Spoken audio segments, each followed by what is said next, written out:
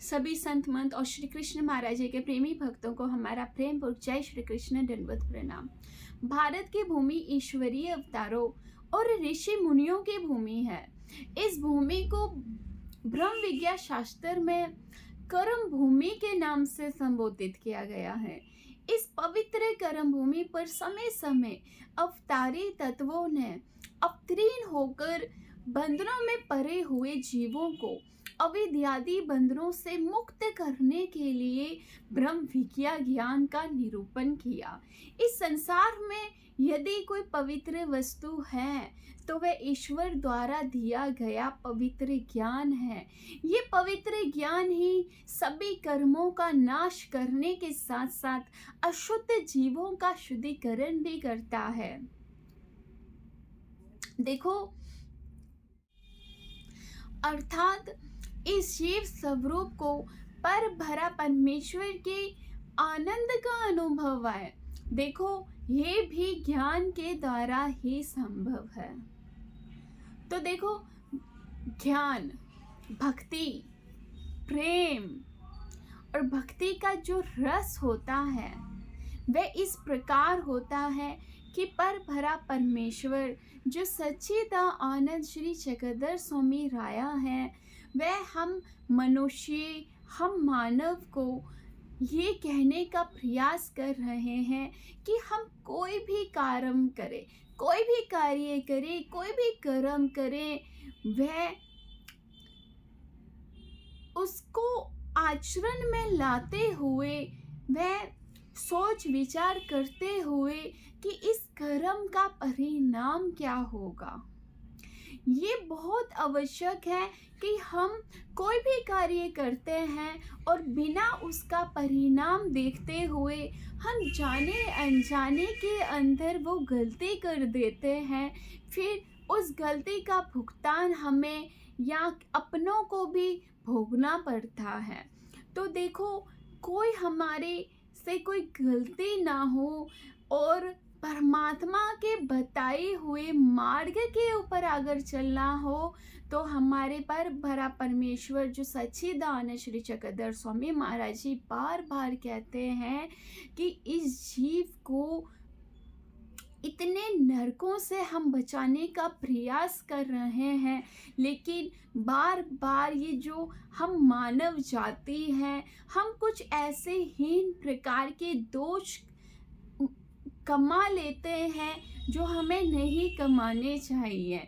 तो देखो, हमें वो दोष कभी भी नहीं कमाने चाहिए जो परमात्मा को जिससे घंटी आए, परमात्मा को जिससे दुख पहुँचे, परमात्मा को जिससे इतनी सारी निराशा आ जाए। तो देखो, जिससे हम इतना अनंत प्रेम करते हैं, अगर वो ही हमसे निराश हो जाएंगे, वो ही हमसे नाराज़ हो जाएंगे, तो इस संसार में हमें वो आनंद नहीं आएगा। क्योंकि प्रेम, भक्ति और परमात्मा का ये जो ज्ञान का रिश्ता है वह बहुत अटूट का रिश्ता है, वह बहुत रस भरा रिश्ता है। क्योंकि संसार के जो ये स्वार्थी रिश्ते आजकल बने हुए हैं, कुछ पल के लिए आपको सुख ज़रूर प्राप्त होगा उन रिश्तों से, परंतु उसके बाद आपको जो जो परिणाम देखने को प्राप्त होगा, उसके बाद आपको जो जो दुख देखने को प्राप्त होगा, वह आप कभी सोच भी नहीं सकते। क्योंकि ये संसार दूर से बहुत खूबसूरत लगता है, परंतु जब आप इसके भीतर जाएंगे, कहते हैं ना कि दूर से फल बहुत मीठा लगता है, जब उसको हम ग्रहण करते हैं, उसको हम चखते हैं, खाते हैं, तो हम कहते हैं कि अरे, दूर से तो ये बहुत स्वादिष्ट दिख रहा था, खाने के बाद जो उसका रस आता है उसके अंदर वो मिठास नहीं आती। तो ये संसार भी उसकी तरह ही है। इसका अर्थात ये है कि संसार दूर से देखने को अच्छा लगता है। जब इसके अंदर हम डूबने का प्रयास करते हैं, फिर हम ऐसे इसमें डूब जाते हैं और ऐसे इस घेरे के अंदर, इस चक्रव्यूह के अंदर हम पड़ जाते हैं जो इससे कभी हम निकल ही नहीं सकते। तो परमात्मा क्या कहते हैं कि तुम मानव कर्म कर। अब कर्म करते करते भी परमात्मा श्री कृष्ण महाराज हमारे जीजी क्या कहते हैं कि बस स्मरण करते रहना। ज़रूरी नहीं है कि आप हाथ में माला धारण करो, आप हर पल चैंटिंग करते रहो तो जाके परमात्मा प्राप्ति होगी, ऐसा कदापि नहीं है। परमात्मा ने हमें बहुत प्यारी प्यारी छोटी छोटी सी विधि बतलाई हुई है, वो इस प्रकार है। परमात्मा कहते हैं कि देखो, चलते फिरते हम बहुत सारे कार्य करते हैं। कुछ महिलाओं को बहुत सारा किचन का काम होता है, किसी को जॉब का काम होता है, तो बहुत सारे यहाँ पे सारी संसार के अंदर बहुत इस माया जाल में बहुत इंसान है ना उलझा पड़ा हुआ है। हम तो ये कहते हैं कि बस वो कमाई के अंदर इतना उलझा पड़ा हुआ है कि मुझे धन एकत्रित करना है, परंतु हमें कभी कभी प्रसन्नता भी होती है। कभी कभी हम ये सोचते हैं कि इतना सारा धन एकत्रित कर रहे हैं, परंतु कभी मंदिरों में जाकर, मार्गों में जाकर संत लोगों को तो कभी कोई भोजन नहीं कराते। जब कोई गरीब दुखियारी, कोई बार मानव हमें कोई दुखी दिखता है, उसको दो पल की कोई खुशी नहीं देता, कोई उनको कोई प्रेम नहीं करता। देखो बाहर बहुत वृद्ध आश्रम है, बहुत सारे ब्लाइंड स्कूल ऐसे हैं जिनको हमारी आवश्यकता है, जिनको हमारे प्यार की ज़रूरत है। वो कैसे माता पिता होंगे जो अपने छोटे छोटे बच्चों को ब्लाइंड स्कूल में रख देते हैं। कोई जो शादी कर लेते हैं वो अपने माता पिता को वृद्ध आश्रम की ओर ले जाते हैं। तो देखो कौन सा प्रेम है संसार में, इसे क्या प्रेम कहा जाता है। एक प्रकार से माता पिता अपने बच्चों को घर से धकेल दे रहे हैं और एक प्रकार एक संतान ही अपने माता पिता को वृद्ध आश्रम का रास्ता दिखा रहे हैं। तो देखो इन दोनों के रास्ते पे हमें नहीं जाना है, हमें वहाँ पे भी नहीं जाना है, हमें संसार के भीतर भी नहीं जाना है, परंतु हमें कहाँ जाना है, हमें सीधा परमात्मा के साथ कनेक्ट हो जाना है। जो हमारे परमात्मा है, जिनकी हम आत्मा है, जो हमारी आत्मा है, वो परमात्मा जो हमसे इतना अनंत कोटि प्रेम करते हैं, जो भक्ति की राह देखते हैं, बस ऐसे समझो ऐसा प्रेम होना चाहिए कि कभी भी ख़त्म ना हो। और वो प्रेम हम तो यही कहेंगे कि हमारे पर भरा जो हमारे गिरिधर गोपाल जी हैं, जो कि जिसके मीराबाई जी दीवाने थे, क्या हम उनकी तरह प्रेम नहीं कर सकते?